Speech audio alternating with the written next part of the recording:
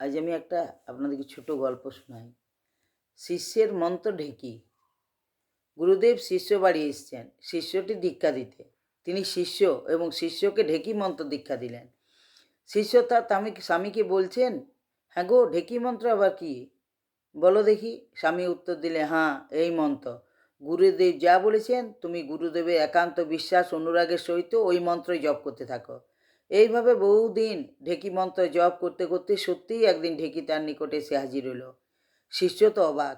ঢেঁকি বললে, কেন আমায় ডেকেছ? তাড়াতাড়ি বলো, আমাকে এখনই আবার গুরুদেবের বাড়ি যেতে হবে। শিষ্য বলছেন, আপনার আবার গুরুদেবকে? ঢেঁকি বললেন, আমার গুরুদেব দেবর্ষি নারদ। শিষ্য বলল, ও তাই নাকি? তাহলে তো ভালোই হয়েছে। তাহলে আপনার গুরুদেবকে বলে আমার স্বর্গে যাওয়ার ব্যবস্থা করে দিন। ঢেঁকি বলল, আচ্ছা, গুরুদেবকে বলে দেখব। এই বলি ঢেঁকি চলে গেল। শিষ্য রাত্রে স্ত্রীর কাছে একথা বলতে স্ত্রী বলছে, আমাকেও তোমার সাথে নিয়ে চলো। স্বামী বলল, আচ্ছা, গুরুদেবকে বলে দেখব। শিষ্য এবারে অধিক মনোযোগে সহিত মন্ত্র জপ করতে থাকে। কয়েকদিন পরে আবার ঢেঁকি এসে হাজির। কি ব্যাপার, কেন ডাকছো? শিষ্য বললেন, আমার স্ত্রীও সঙ্গে যেতে চায়। ঢেঁকি বলল, আচ্ছা, গুরুদেবকে বলে দেখব। এই বলে ঢেঁকি চলে গেলেন। এইবার শিষ্যের স্ত্রী সকালবেলায় পুকুরের ঘাটে গিয়ে তার সইয়ের কাছে গিয়ে গল্প করছে, ভাই, সই তো তোমার সঙ্গে আর আমাদের দেখা হবে না। খুব শীঘ্রই আমরা দুজনে স্বর্গে চলে যাব। তখন সই বলছে, ভাই, তুমি আবার বহুদিনের প্রাণের সই। তোমাকে না দেখলে আমি এক দণ্ডও থাকতে পারি না। তোমার গুরুদেবকে বলে আমারও স্বর্গে যাবার ব্যবস্থা করে দাও। এই কথা শুনে সেই বাড়িতে এসে তার স্বামীকে বলছে, দেখো, আমার প্রাণের সইকেও সঙ্গে নিতে হবে, নইলে স্বর্গে গিয়ে একা একা থাকবো কি করে? আর কার সঙ্গেই দুটো প্রাণের কথা কইব? শিষ্য বললে, আচ্ছা, গুরুদেবকে বলে দেখি কি হয়।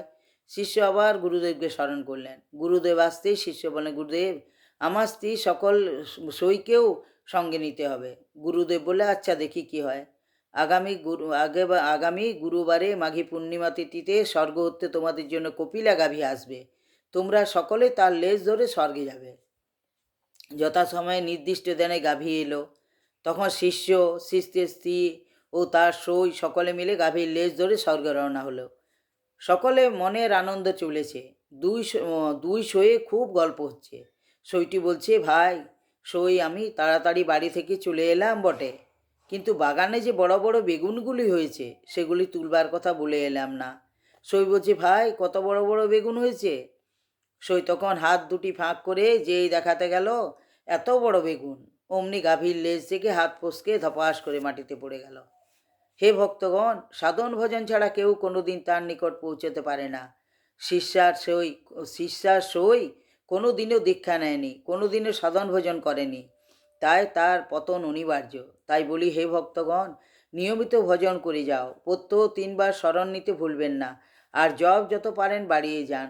জপের অভ্যাস করতে করতে একদিন এমন অবস্থা হবে তখন অনবরত জপ চলতেই থাকবে। তাকে অজপ জপ বলে। ঠাকুর বলেছেন, জীবনে সহজ সরল সুন্দর করো, আনন্দময় করে তোলো। প্রথম প্রথম একটু কষ্ট হয়, বিরক্তি আসবে, কিন্তু মনকে জোর করে স্টেজ চরণে নিবদ্ধ করে জপ করে যাও। কিছুদিন পরেই মনে আনন্দ পাবে। একটু আনন্দ পেলেই জীবন মধুময় উঠবে। মন্ত্রের সাধন কিংবা শরীর পতন, এই কথা চিন্তা করে প্রাণ ভরে কেটে যাও। একদিন সুফল ফলবেই। রাধে রাধে।